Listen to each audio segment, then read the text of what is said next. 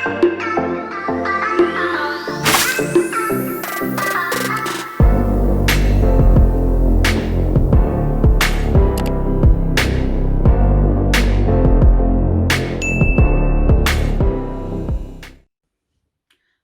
everybody, it's me, Gemma, and this is the books that I acquired in May, well, end of April, May.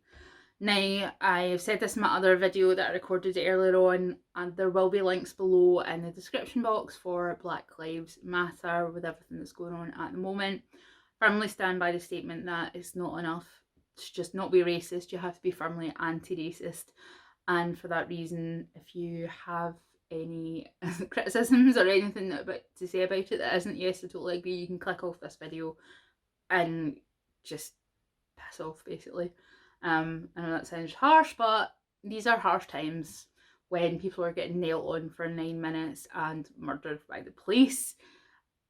People's hurt feelings are kind of secondary. So yeah, description box below. So starting off with a series, I picked up all of these bar the first one in March, and this is a Wayward children's series: Down Among the Sticks and Bones, Beneath the Sugar Sky, In an Absent Dream, and Come Tumbling Down.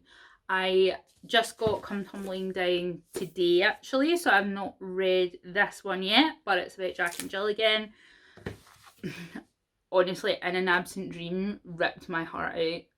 I was like in the tears when I was reading about Lundy. I won't spoil it. Probably everyone's read it, but I absolutely love it. My only complaint with Tor books is that they're really expensive. Like, I mean, they're not long books, they're really lovely books. They've all got the lovely sort of rocket ship and everything, and I don't begrudge obviously paying writers what their work is worth and stuff like that, but like much longer books are much less money. So I don't know whether it's because Tor's maybe a smaller publishing house, but I've bought them, and I've bought the newest one, and I'll keep on buying them as long as Seanan McGuire's writing them. I see there's a new one coming out I think next year, and it's like a horse girl world, so I'm absolutely going to be picking that one up. And if you like fairy tales, if you liked Narnia, I highly recommend these. They are about children who have been to portal worlds like Goblin Markets or Narnia and things like that, and then they've come back and they find adjusting to living in the real world again, or our world again, really difficult. So they go to this school specially for those children. Really, I think it's just one of those great sort of ideas that's been done really super well, so I enjoyed that. And then I picked up the sequel to Wicked Saints, which is Ruthless Gods by Emily E. Duncan. Again, the cover is stunning. The covers of all of these have been absolutely like stunning, and they've got deckled edges, really nice end papers, and the quote on the front, darkness never works alone. It's a really pretty book. I did really enjoy Wicked Saints, so I'm looking forward to this. And yeah, it's just really good. I'm glad I bought hardback. And you know me, if you've been watching my channel for any length of time, you'll know I actually prefer paperbacks. But sometimes I just can't wait. Can't wait. Then I picked up these secondhand. They're both by Jon Krakauer. One is Into Thin Air, which is about the Everest disaster in 1997, and the other is Into the World, which covers Chris McCandless, and that was in 1992. I've already read Into Thin Air. It was really good. It was really tense. I think people are crazy that want to like climb Everest. You know, there's an area called the Death Zone for a reason, and they literally use people's bodies that have been there for years as landmarks. But there's always going to be crazy people that want to, you know, climb the next mountain and all that kind of stuff. So I'm going to read Into Thin Air. It's a very thin book. I've read Jon Krakauer's other ones, Missoula, Under the Banner of Heaven, and there's another one that's escaping my mind at the moment. But I've read them all. He's a really good investigative journalist, and I recommend his books. So I also picked up, this was because of Boston Reads books, and this is Seven Blades in Black by Sam Sykes. I really love this cover actually. I know a couple of people said they thought it was ugly, but I really like it. And it's about a woman called Sal, and there's magic and a land torn between powerful empires. And Sal goes with a blade, a gun, and a list of 7 names. So it sounded really good to me, and also it's sapphic, so I approve. And then I can't remember whether I hauled this before, but I'm going to do it just now anyway. I picked up Crier's War by Nina Varela. And this one basically has a higher class of people who are like Cylons, automatons, that kind of thing. So it's kind of sci-fi, and I'm looking forward to it. Again, sapphic, so we're happy about that. And the last of your cookbooks. Now, I picked this one up. It's a bit of a curiosity, I suppose. It's CCCP Cookbooks, True Stories of Soviet Cuisine, by Olga and Pavel Sayutkin. And it covers a lot of history about food in the Soviet Union, you know, what was available, what people were eating, you know, recipes that people were doing, because obviously there was shortages and things were always kind of like the same sort of thing.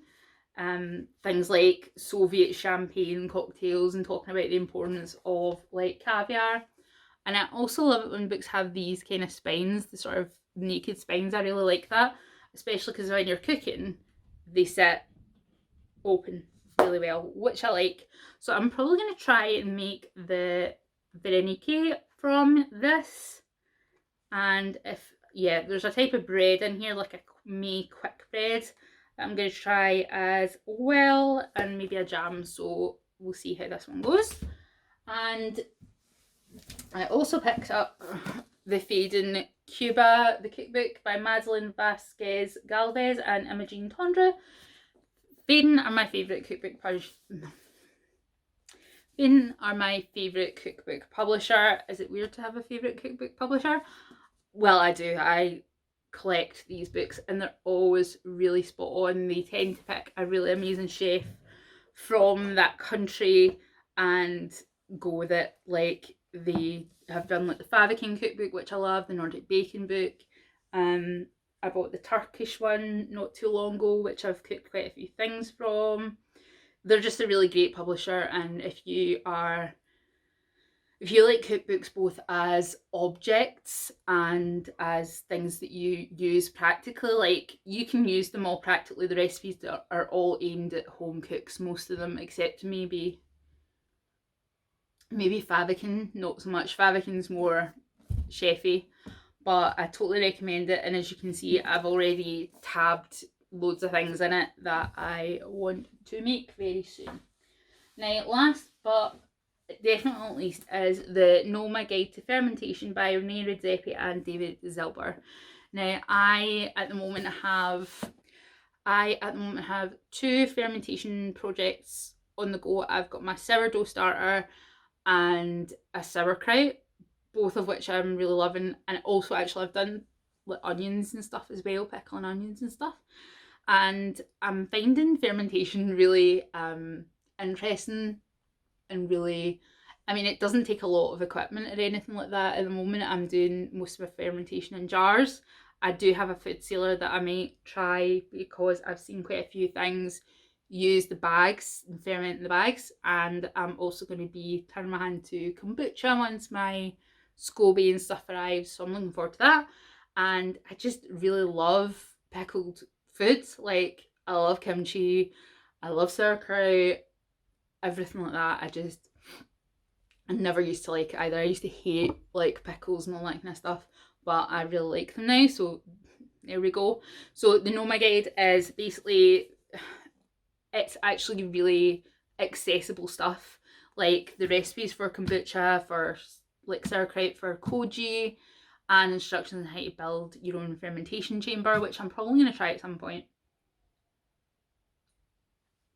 because unless you're doing koji, you basically need one of the heat mats, a temperature regulator, and a styrofoam box, and that'll keep you going. So you can like do like black garlic and everything in there, as long as you're keeping the temperature regular, which is the entire point. You can also make like lacto fermented hot sauce and all that kind of stuff. If you're interested, I also recommend it. It's a live series on the Bon Appetit channel with Brad Leone. It's really good. And also, who else does a lot of fermentation? Joshua Weissman does a lot of fermentation. And there's quite a few smaller channels that'll, pro cooks, that'll show you about like ferment vegetables, kombucha, all that kind of stuff. So I recommend. So that is the books that I picked up in May and April. I also picked up quite a few on my Kindle, but I pick up like little bargains on the Kindle all the time. I really only haul my physical books. So yeah, that's it. Anything that you're excited about, any questions about? I'm thinking about maybe trying a cook with me video of something like from fermentation or something like that, but we'll see what happens. Anyway, take care, stay safe, stay well. Bye.